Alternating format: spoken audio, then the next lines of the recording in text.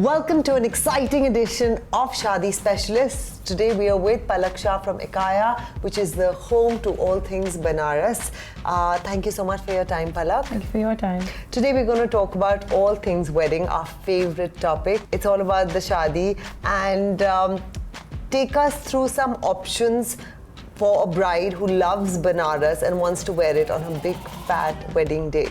My favorite option, of course, is like I was just showing you, is this particular lehenga. And I think it's everything Banaras, it's everything pretty, everything traditional.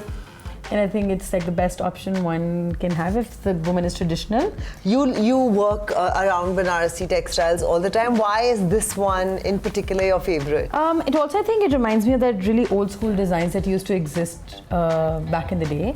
Also, you know, with the whole rangkat, you know, with the whole like different panel situation, which is basically rangkat. Okay. It makes it all the more traditional and really special. What is rangkat for all of us? Rangkat is basically a kind of technique where while weaving, the weaver cuts the rang, cuts the colors while weaving, and it's a different technique altogether, and hence it's called rangkat, basically rangkat. Okay. So even if you ever see like a sari which like multiple colors in it, as in not multiple colors in terms of the motifs, but where you see panels like this, it's called rangkat. Okay, so are you saying it's woven like that? It's woven like that. Okay. So it's woven in a specific way. I particularly love this because, I mean, on your wedding day, you should be really traditional and like really sort of rooted and sort of back to like sort of be very traditional, I think. And I think this lehenga would, of course, be the perfect example for it.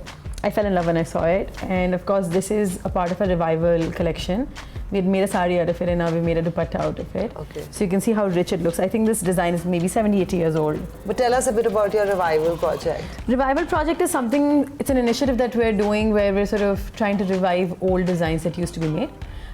Because of, you know, a lot of weavers getting out of business and not sort of teaching the next generation for whatever reasons. A lot of looms and a lot of designs have stopped being made and hence have forgotten how to do it. Okay. So through revival, we invite our clients to bring in their old saris that of course they want sort of revived or restored or whatever. And we're teaching our weavers newer techniques to remake the old stuff. Okay. Because back in the day, they used to use techniques that are no longer found anymore. Like, and you know, back in the day it was also really meticulous and a lot of effort had gone into making it. So like really reteaching the weaver and sort of giving the consumer back their memories in a new form and us also learning something new, I guess.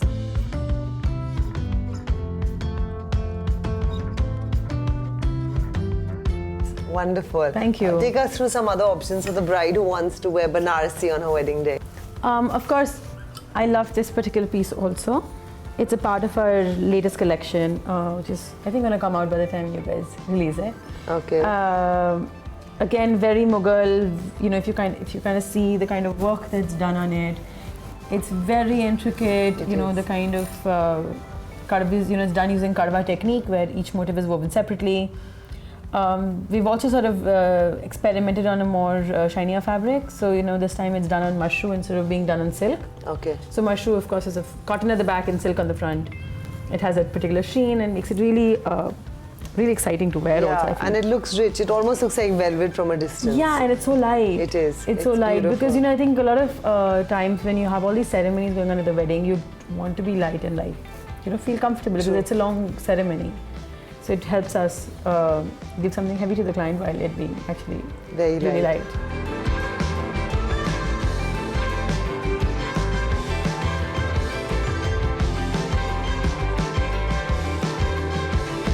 I love this one, especially because I think it's got a whole different twist to it. So while it's traditional Banarsi, this whole sari is in stripes. Yes. So sort of getting the whole modern twist with a traditional weave. I love this particular And what sari. jewelry would you wear with this? With this, I mean, I'm a big fan of Jarao, so I love polkis. I would wear emeralds with it. I think it'd be a really nice combination to wear with red. And of course, wedding, you've got to go all out. Okay. It's your main day. Well, this blouse also, I mean, I would, because I don't want to sort of steal the thunder from the sari, so I'd go with like a really minimalistic, simple blouse. Because again, your jewelry is going to take center stage and then your sari will, so you don't want too much happening with the blouse as well.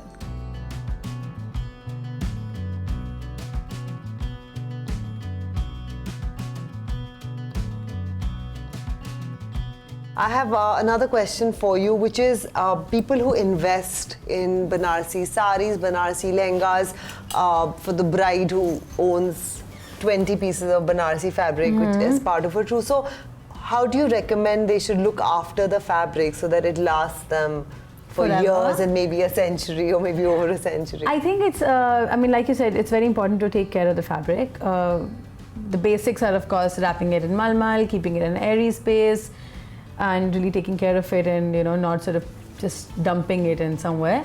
Also, I think another very important thing is to constantly open them and like air them, because what usually happens is it's silver at the end of the day, and like it's metal, and the metals tend to crack. Yes. Fabric tends to sort of get soft over the period of time, and it can, of course, tear. So I think as it can happen with most of the clothes. So I think with most of the clothes, you must always open it, try them on once in a while, or sort of just air it, keep it out, and then keep it back in. Okay, amazing. Today we are filming at an area which is called the Than. It's dedicated to fabric which is created by your brand Ekaya.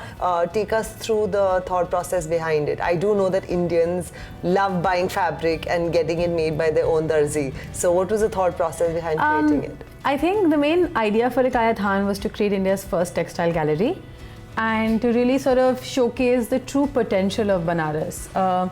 I feel Banaras is often known for all things traditional and the red colors and pink colors, but I think the weavers have a lot of skill to create anything under the sun. So Banaras is the only sort of center in the country which can create anything that you'd really like. True. And any widths that you'd want and any fabric that you want, right? So the whole idea behind Than was to not be just any other fabric store, but a fabric store where there's constant innovation happening, more like an innovation lab also. So you see fabrics ranging from like a python skein to a 3D pattern to colors you've never seen before in Banarsis, and to really sort of bridge the gap between, designers who wish to work with India or with the weavers of India and the weavers. And the weavers are empowered to sort of learn something new, and they also know that you're pushing the envelope every single day with Ekaya. Now, how do you make the most of your sari? Well, by draping it in several different ways. So, take us through the art of wearing the same sari in many different ways. Shall we start though? Absolutely. Since you're wearing a shirt and tights, I think it's the easiest way. But usually we wear it with a petticoat. So, just in case. I think we should pick up this red. Okay. It's a nice bridal sari, and I think we'll go with your white shirt too. I think anything goes with the white shirt. Yeah, like I think any outfit will go with the white shirt. I think a white shirt is so It's a bit like a gold blouse in the Indian context. Everything goes with a gold or a silver blouse. I've actually draped so many saris. It's really become a part. How often do you wear a sari? I actually wear priesthood saris because I drape a sari really badly. Well, so now we'll teach you how to drape a sari. So it's pretty much easy because like you can always get to know till when to tie the pleats because of this. Yeah. So that's my way of sort of knowing when to stop the pleats instead of some people like really pleating a lot. So what I do wrong is pleating it in a way that they all are of the same length. But which is good. You have to have it the same length. Yeah, but I don't know how to. So I have this pleat which is like going different length. So that's what I do. Like, as in, I'll show it to you. It's easy. I just sort of like lock it. Yeah. While doing it. But you're making fairly like smaller pleats. Yeah, but when I open it, and it'll become big because it's like half. Okay. I mean, that's the only way I know, and that's the only way. And they're like nice thin pleats as well, so it works. And voila, you're done. That was like less than a minute. Absolutely. I think because you put the pleats so neatly. You can of course wear it the way you're wearing. You can sort of even, I think, drape it around your neck. Perhaps when you're wearing a nice halter blouse, you can wear a jacket on top. You can wear like a nice belt on to enhance your waistline. Yeah. I just simply sometimes love really leaving it loose so that your waist shows, since we're all working out, and we must always, of course, try our best, and sometimes to just let it be the way it's supposed to be. And leave it. Yeah. Amazing. Is that it? I think so, pretty much with this particular sari, but you can always experiment in newer ways. like I said, shirt. I've worn a sari with a kimono. I've worn a sari with I've sort of actually draped the sari a little higher, so that my boots show. Okay. I've done it with a turtleneck. I've sort of, I try to sort of keep the sari draping the way it is usually, and I play with drapes. Okay. I love the one with the belt on the waist. It looks really nice. Yeah, and I think it keeps the sari together instead of the sari falling all over you. Yes, and also like a little trick when you're wearing the sari is to pin the pleats, perhaps like this, like with the safety pin coming out. That way nothing moves. And I've worn a sari for about 10 hours at a stretch and danced and partied and nothing has happened. Thank you. Thank you so much. I'm going to try draping the sari and I hope I get lucky and get equal pleats.